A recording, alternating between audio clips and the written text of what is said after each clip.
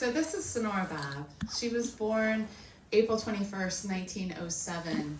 She lived in Red Rock, Oklahoma, which is in northern Oklahoma. And she lived in a very small town. She wasn't born in Red Rock because her grandmother didn't want her to be born in a territory. And Oklahoma was not yet a state. And so she did grow up there, and her father, Walt, who's in that first picture on the left, was a gambler. He also ran a bakery, but he spent more of his time at the Yellow Dog Saloon, which is that building here on the left. He also ran the team, the baseball team for the town, which was had indigenous players as well, which at the time was there were no other teams. It was a semi-professional team, and there were no other teams that were doing that. But he and Sanora was the mascot. You can see on that left-hand side. That's a picture of her at 18 months in her mascot uniform.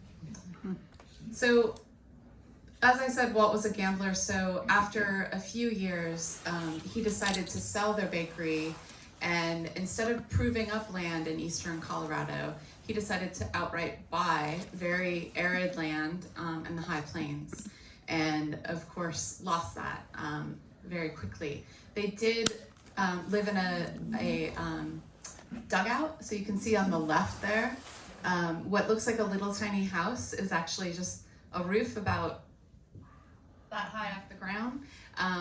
And there's their first crop of broom corn that you can see on the left, and that's her grandfather, who she called Conky, who was one of her closest, the person she was closest to as a child, with the horses displaying their crop. But that was really the only really good crop that they had. After that, there was a lot of starvation, and the starvation would affect their health. Everyone in the family would be affected by that for the rest of their lives. So after they left eastern Colorado, they went to the booming town of Elkhart, Kansas. You can see it on the left there, right? You're not laughing that I said booming. So that was the first time that Sanora Babb could get an education in a classroom. She was learning before that. Her mother pasted newspapers to the dugout wall, and she would learn to read from the Denver Post off of those papers. This is a picture of, and when she did get to Elkhart, she enrolled in school, and her first essay was called "How to Handle Men." So you can kind of get a sense of what she was like as a child. The middle picture there is her and her sister Dorothy, and that's on their front porch in Forgan, Oklahoma, where she spent her high school years. And then on the left-hand side is the hotel where her father gambled, which I just got to see in person for the first time when I was in the right-hand side. Oh, your right-hand side. I'm sorry. Yes. Thank you. I'm directionally challenged. So on the far part of the slide is the hotel where he spent most of his time. By that time, he was a professional gambler. And it's in Garden City, Kansas, that Sanora Babb, who had decided to become a writer from a very young age, realized she needed to get away from her family. She wanted to go out and begin her career as a writer. And so she had been working for newspapers up to that point. And so she asked her father, who was a gambler, to flip a coin for her. Oh. Tails, she'd go to New York. Heads, she'd go to LA. It landed on heads, and so she ended up moving to Los Angeles and spending most of her career there.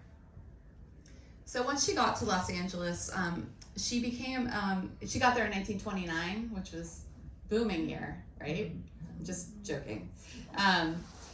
In 1929, she went there with a job working for the Los Angeles Times, but quickly lost her job. All the women who were working at that time were the first to lose their employment during the beginning parts of the Depression, because the men were considered to be more important with their jobs because they were the breadwinners, even if it was a single woman who lost her job.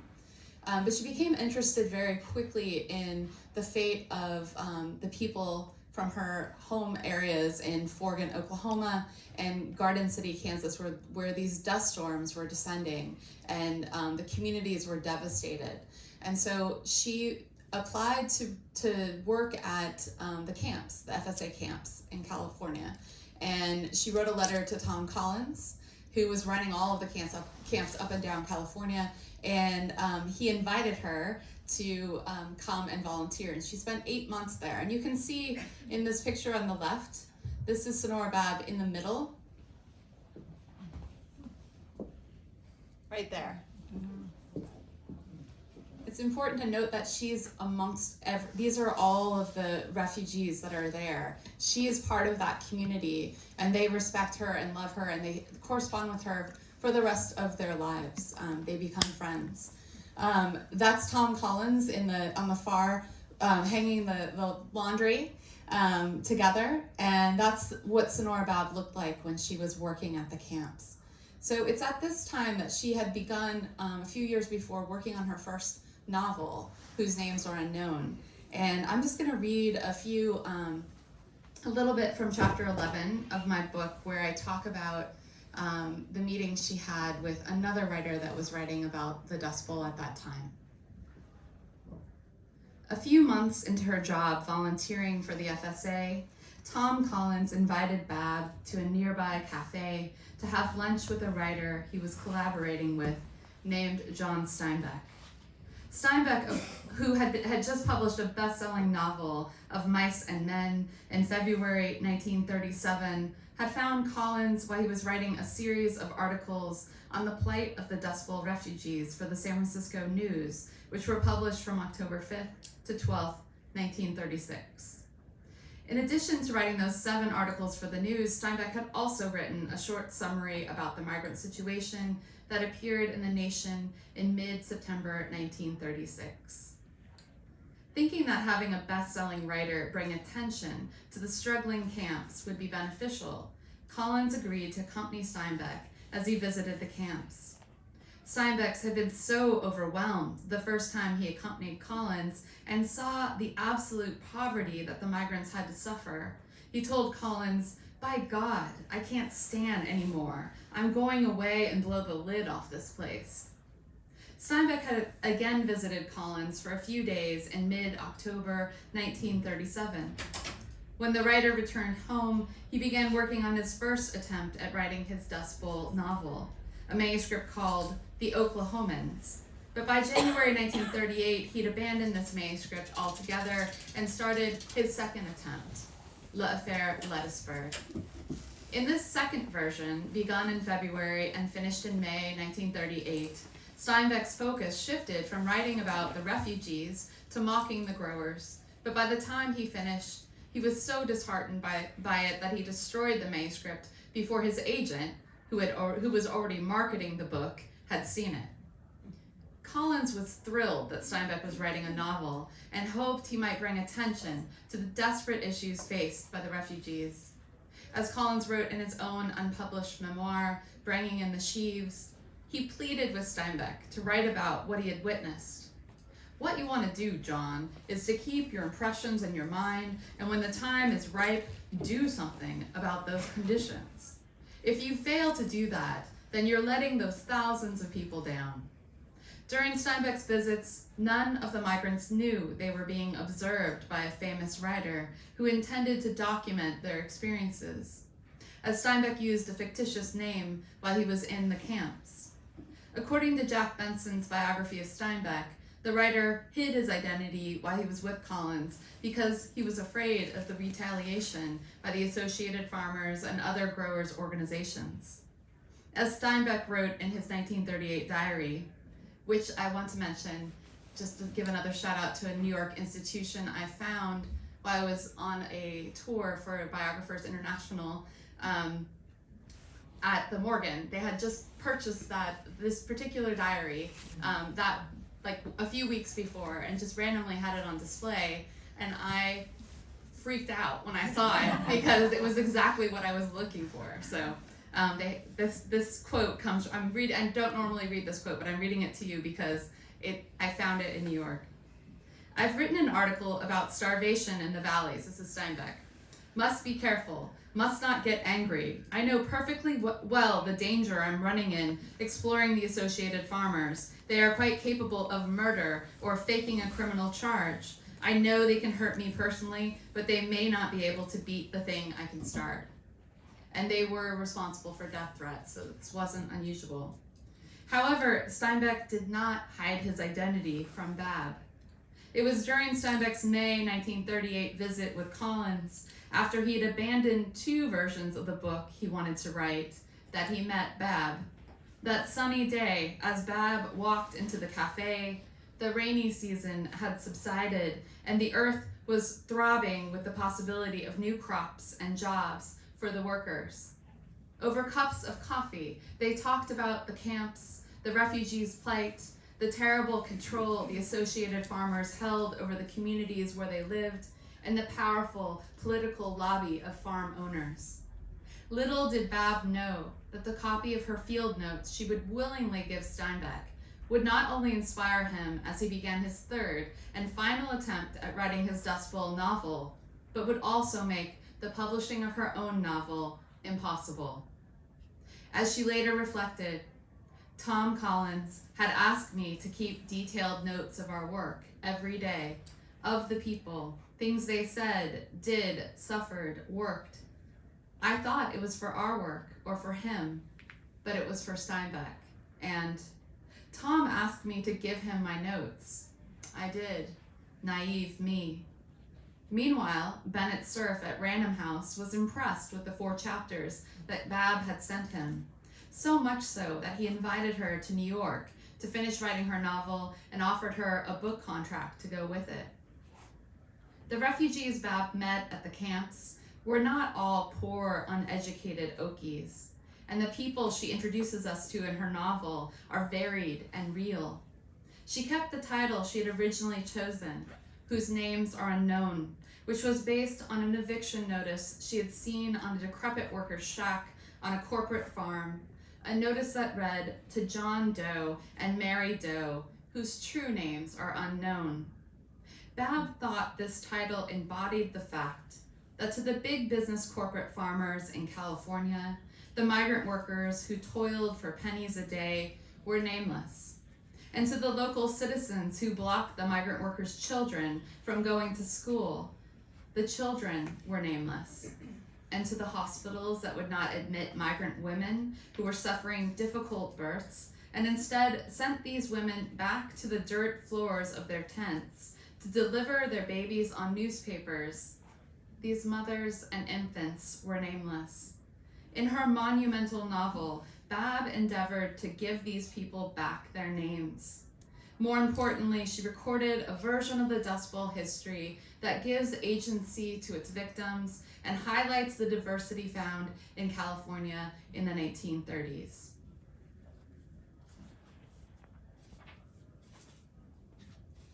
So Babb did go on to submit her book to Random House, and Bennett Cerf invited her into his office.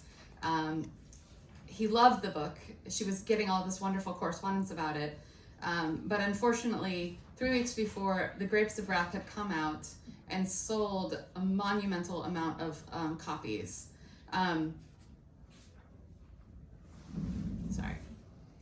He sold, The Grapes of Wrath by June 1939 had sold over 200,000 copies, and film rights to the book had been sold for 75,000. Steinbeck's fame, which had already been solidified by his best-selling 1937 novel Of Mice and Men, was skyrocketing. Babb was speechless and left Cerf's office in utter and complete shock after that meeting. And what was shocking was how the readers' reports so aligned. So the readers' reports for the book said that it would almost seem as if Sanora Babb and John Steinbeck had thoroughly discussed an identical theme and set out to write their separate books. So similar are Grapes of Wrath and Whose Names Are Unknown. They go on to explain Babb's approach. The plight of these people is described with great understanding that indicates personal experience. Whereas Grapes had color, excitement, and humor, Babb's book is more uniformly intense. What's heartbreaking is how this reviewer closes the report. If there hadn't been a grapes, I would say unreservedly, here is something new, something fine. We must publish. Moreover, an unusual talent is displayed in this first novel. In subsequent letters, Cerf, who acknowledged the craft of Babb's novel but couldn't see his way to publishing 2 books about the same event, advised Babb to put her manuscript away for a few years until the market might be more receptive to another novel about the Dust Bowl, as he wrote to her in a letter on August 16, 1939.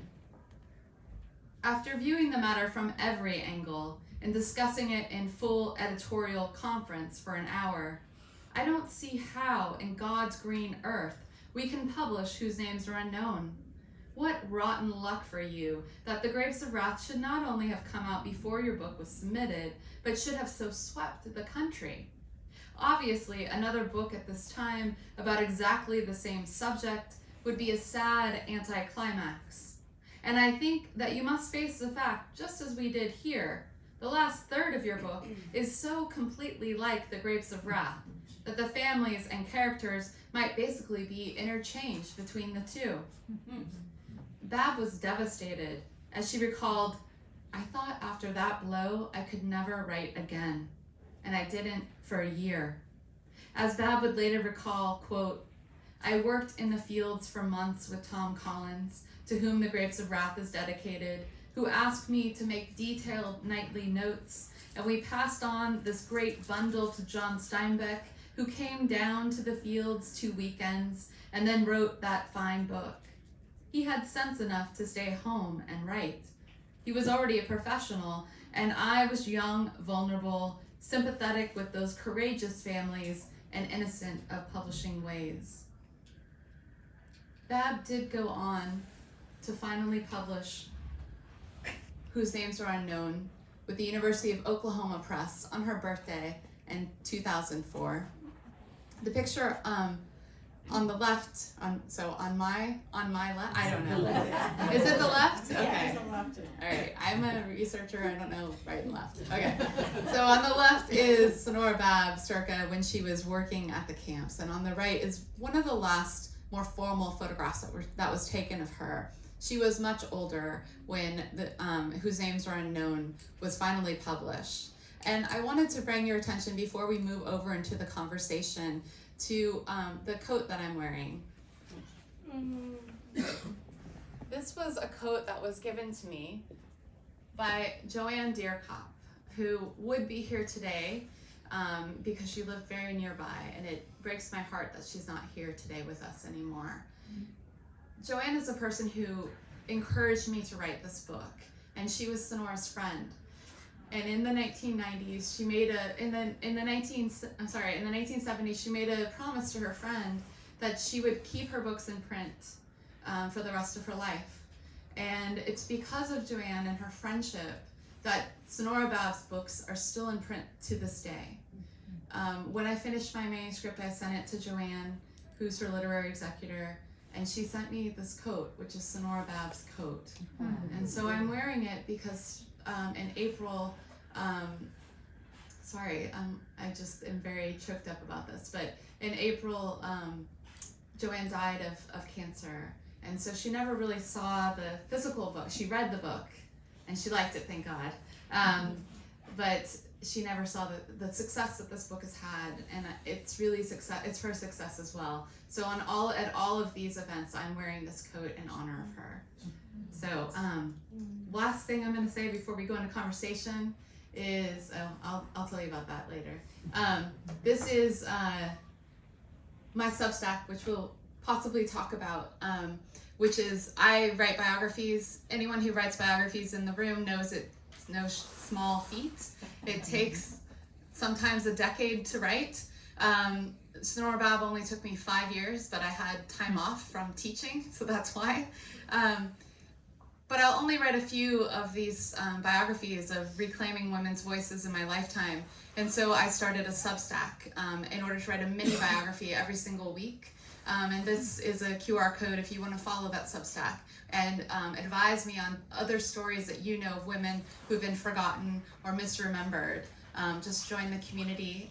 In fact, that's partially how we met, I think. Yeah. So we both have Substacks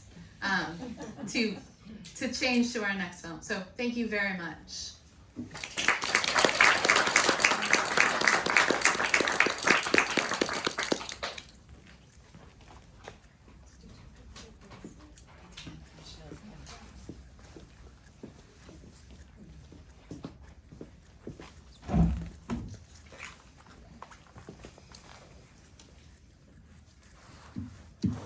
Hi, everyone. Hello, everyone. Please forgive me having my cell phone. I have notes in my notes app that I'm okay. Thank you. I'm gonna be on Instagram while we're up here talking.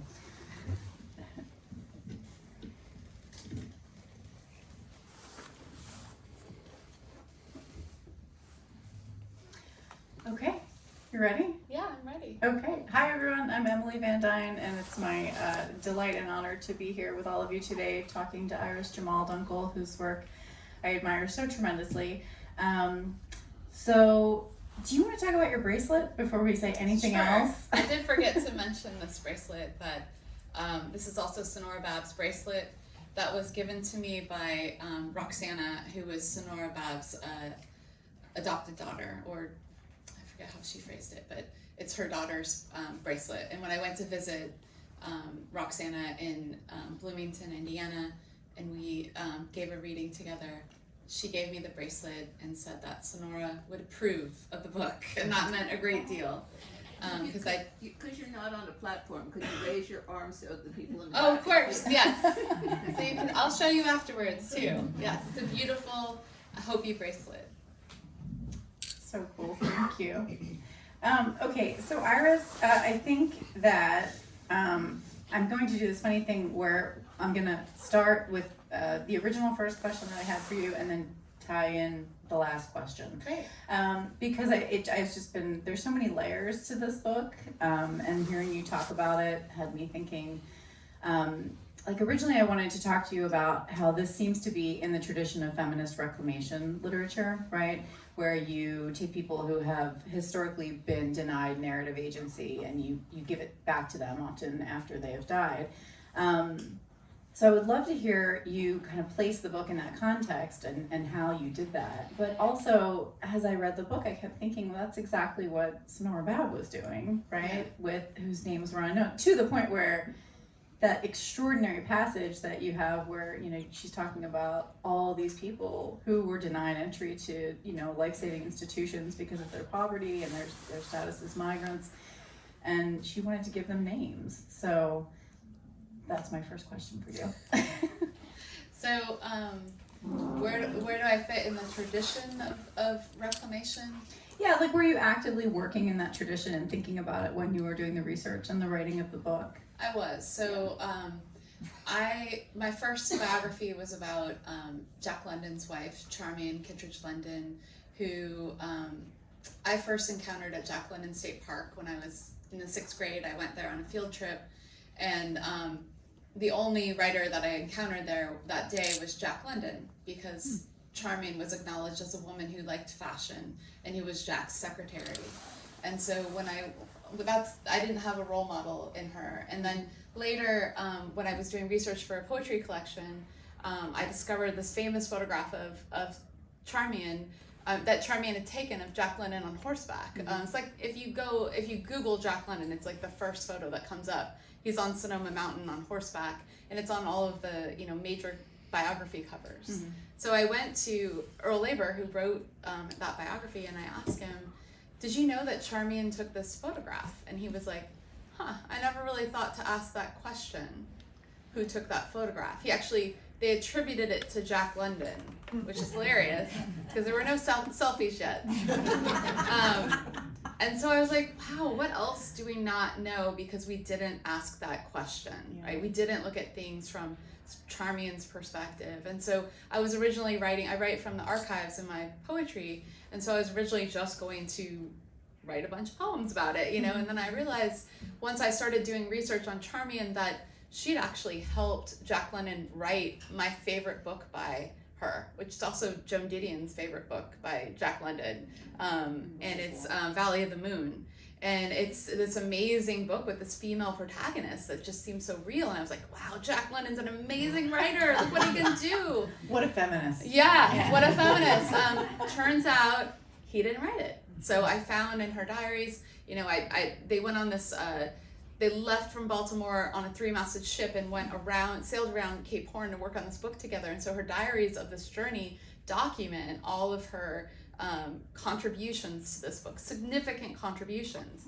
And so I realized, wow, I need to do something about this. And so I decided to write a biography, as one does. And then 8 years later, I had completed my task.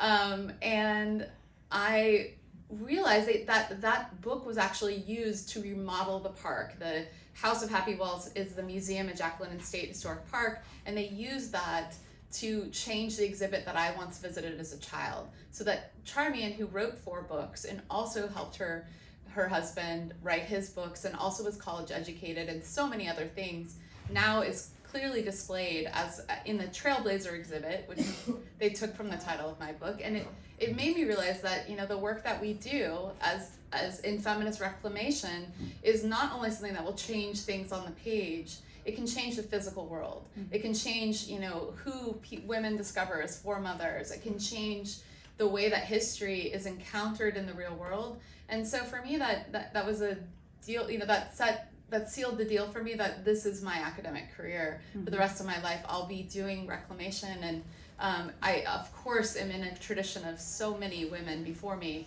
but I think seeing it in the physical world and seeing how it would have changed my life earlier had I encountered it, that made me, you know, realize that's what I wanted to do with my life.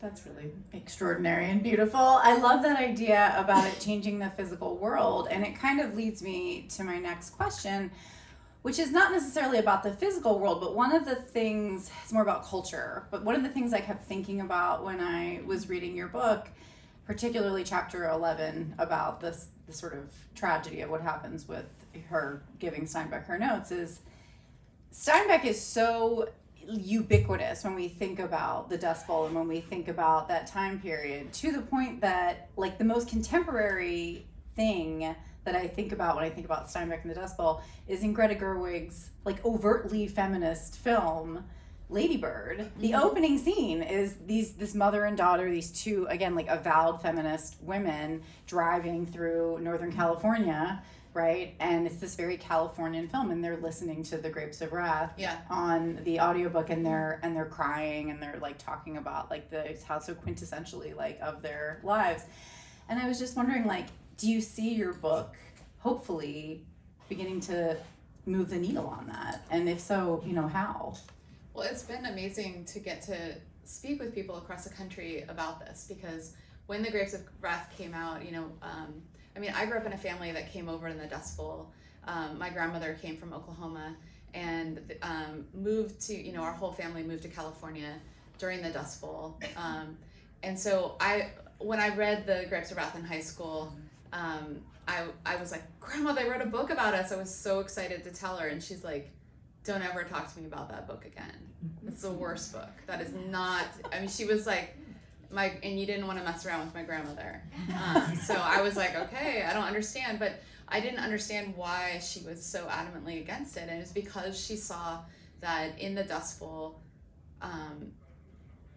everyone, you know, people like us were depicted as these poor victims, you know, that lost everything, and, you know, like, we're judged on the worst day of their lives, you know, and you know, in California where I live, if you judged everyone on the day that a natural disaster destroyed their lives, you know, it wouldn't be their best day, you know, like, we've had lots of fires, a lot of them, lots of fires roll through our town, and you, no matter who you are, that'll level your, you know, your existence. And what I discovered in Sanora Babb's version of that book was, she wrote Whose Names Are Unknown about this community that you get to know before the worst days of their lives.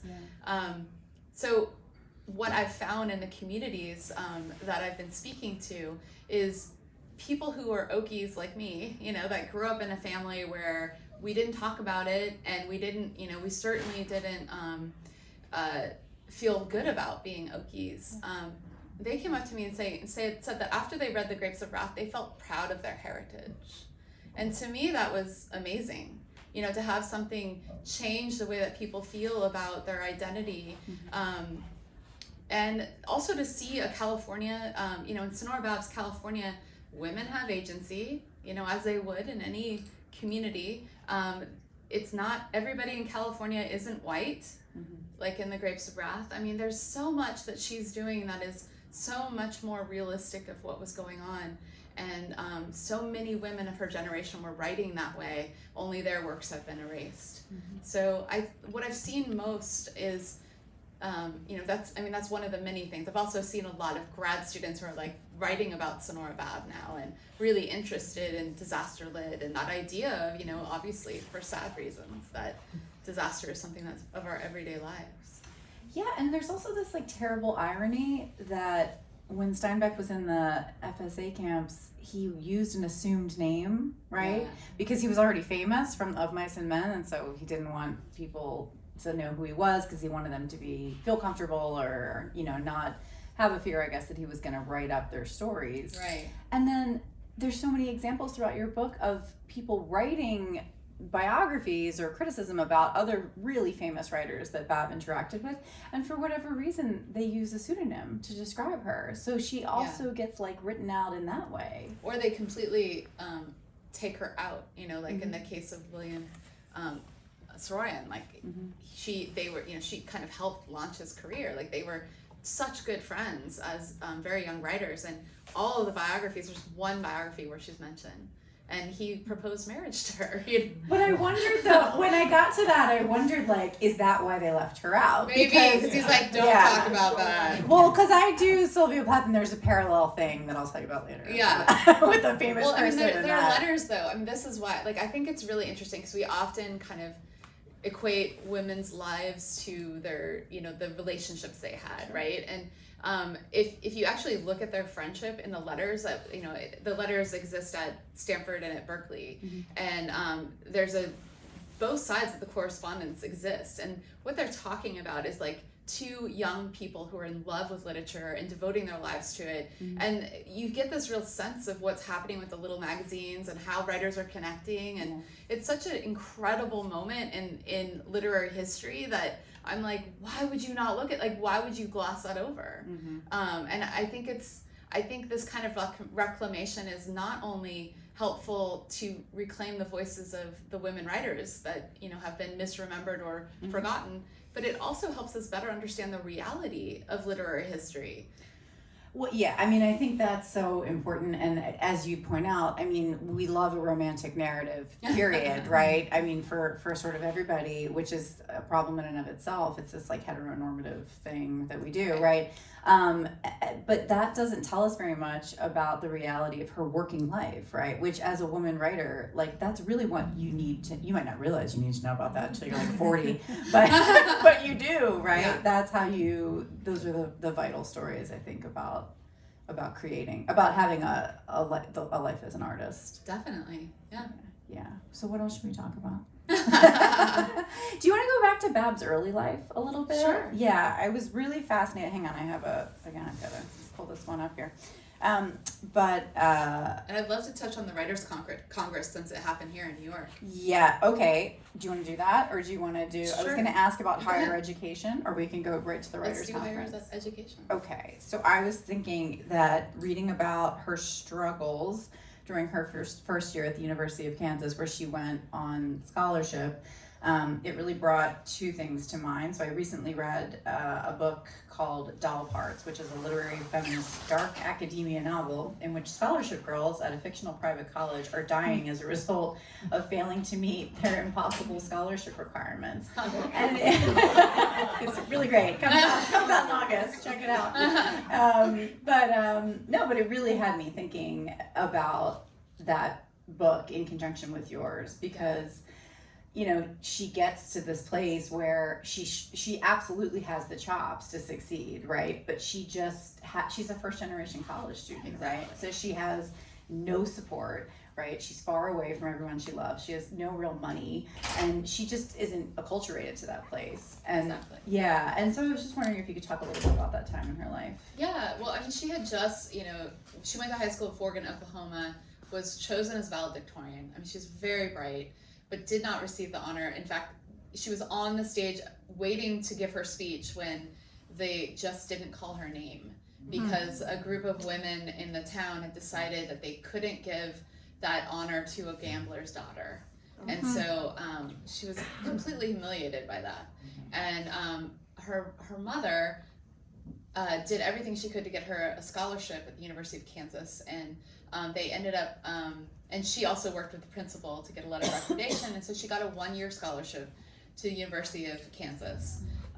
But as you can imagine, just like nowadays, like if a student is living in a tiny town like Forgan, Oklahoma, where the graduating class, I think, still is in the less than 20 kids graduate each year, and yeah, Oh it's my God. such a small town, and the level of education, she wasn't, she didn't receive formal education until she was 11 years old. She learned to read from the newspaper that was glued to the Right. dugout wall, right? Right. Yeah. And she was and she was so smart that she could get by Yeah. on, filling the gaps and teaching herself. But when she got to college, there were so many gaps, right? Like, you can only imagine. And so she didn't do that well in her classes and ended up not keeping the scholarship. And so she had to go back to Garden City, Kansas, where her family had moved, where that hotel that I showed you guys in the beginning is located, where her father, she had to live with her abusive father again, and mark cards for him. And, she went to the community college where I just visited, which was amazing. The whole town came out to learn about it, because she ended up writing a novel about Garden City, Kansas. But it was like going back in time, but still, what's amazing about Sanora Babb, and I think what's really important to bring up, is her fortitude. Like, no matter what happened, like, she failed out of Kansas, University of Kansas. She lost her scholarship. She had to go to a community college. She ended up working in a one-room schoolhouse, but she was like, I'm going to become a writer. I don't care what gets in my way. I'm going to get on a train. I'm going to go to LA. Oh, it's 1929. The stock market's fallen. I'm going to live on a park bench. I don't care. I'm going to become a writer. And it's so extraordinary. Like, she was such an extraordinary woman that no matter what obstacle got in her way, and there were so many obstacles, that she was like, I'm just going to write. Like, that's what I'm going to do with my life. Well, and there's just these moments in the book where, she goes to New York to the writers, which we'll get to that momentarily, but I was thinking, like, as she's coming back, right? And then I think she was in Chicago with, like, Nelson Algren, and I think they had abandoned the apparently very annoying Tilly Olsen by that point. I feel like I gave her a bad rap. No, Yeah. I was like, I know so many women like that.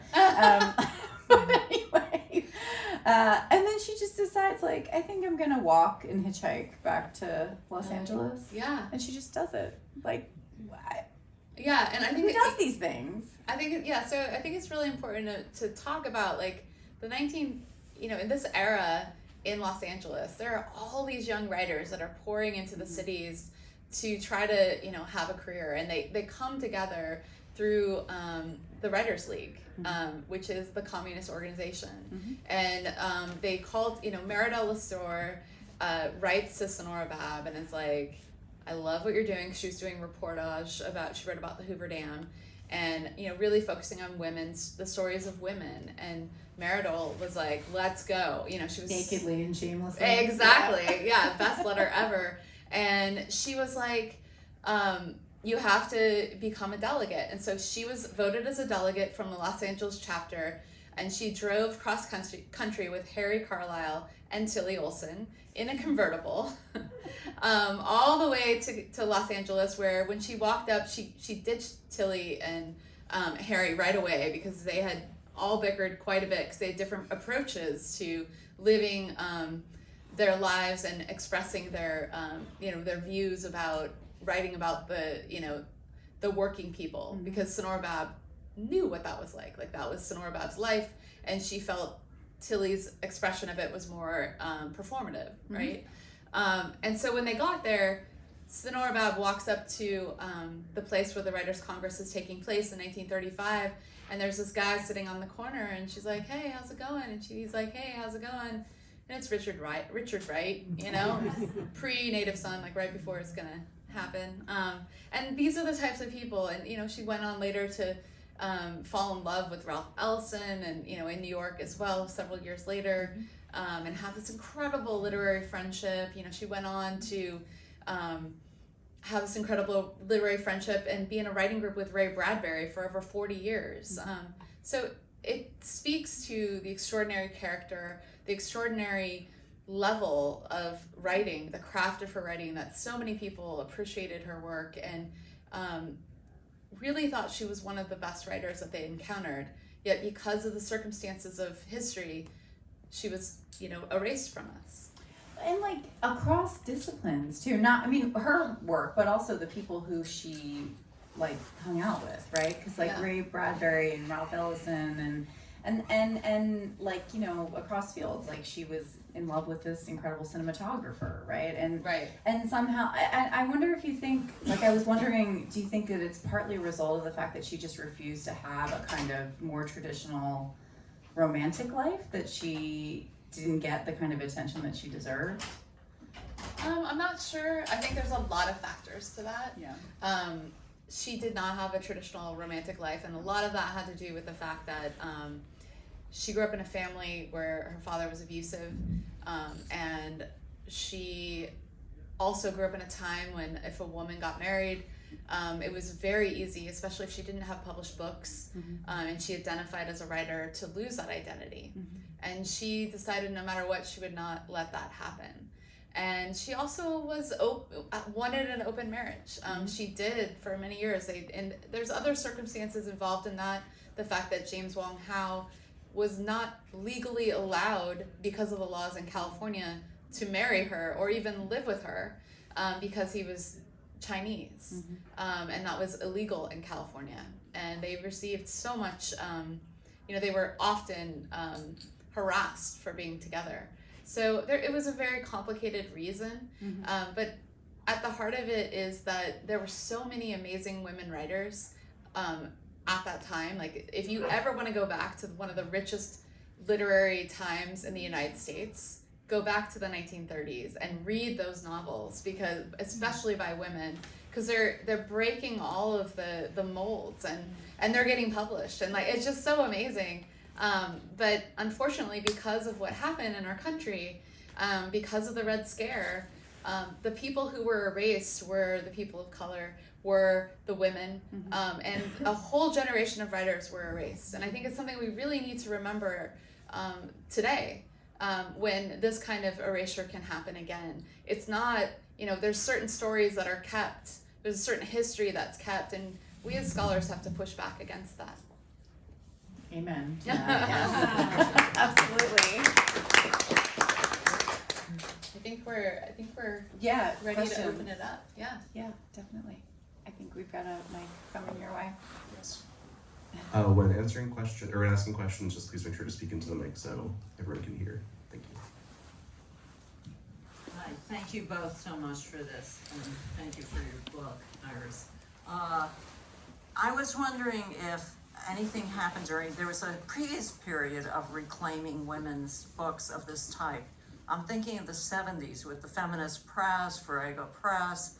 At that point, Tilly Olsen became de rigueur reading. In a lot of social circles, the books were republished, I believe. They were reprinted. Daughter of Earth, I think by Agnes Smedley, was also about the experience of a very poor woman, and it was left politically feminist. And I was just wondering, I didn't get the dates, or the date of death of Sanora Babb. Was she alive during this, or? She was. She died in 2005. But I'm gonna assume your question is why wasn't she reclaimed during that era? And the reason is because of her marriage with James Wong Howe. He became very ill in the 1970s, and he died in 1976 she was his caregiver, and her focus during that era after he died was to leave his, archival legacy, which she did. And it's at the American Academy, the Merrick Library. I'm like looking to you. Margaret Herrick Library. Thank you, Margaret Herrick Library. Yes, I mean the other person in the room who's been there more than me. It's an incredible collection because she did that. But because she did that, she sacrificed. She wasn't brought back through that process. And the other thing is she did not always get along with all of with Tilly Olsen, and I think that was another factor that led to that. But it is a shame. I think a lot of times we think that these reclamation waves kind of just fix everything. They just kind of everybody's back now because we had this wave of reclamation. The reality is that's just a dip. That's just a tiny bit of information that's come back. There is, let me tell you, because I write a blog post every week, and there's so much information. Every city I've spoken to, there's been 30, 40 stories thrown at me of women who have been lost or forgotten. So that wave of feminism was great, but it barely put a drop in the bucket for what has been lost. Yes. So, could you tell us a bit about the publication? Could you tell us a bit about how the book finally got published? Certainly. So, Sanora kept the copy of Whose Names Are Unknown with her, and it's still, the original copy is still in the archives at the Harry Ransom Center, which is a beautiful copy with Ralph Ellison's notes on it and things like that. But she always felt it was unfinished because it never made it to print. She kept trying to bring it into print, and the publishers were always like, oh, let's cut it up, let's bring in the future voice, let's do this, and it never really worked. And so finally, she was being interviewed by a man named Alan Wald, who's a wonderful scholar, and she mentioned it to him. She was being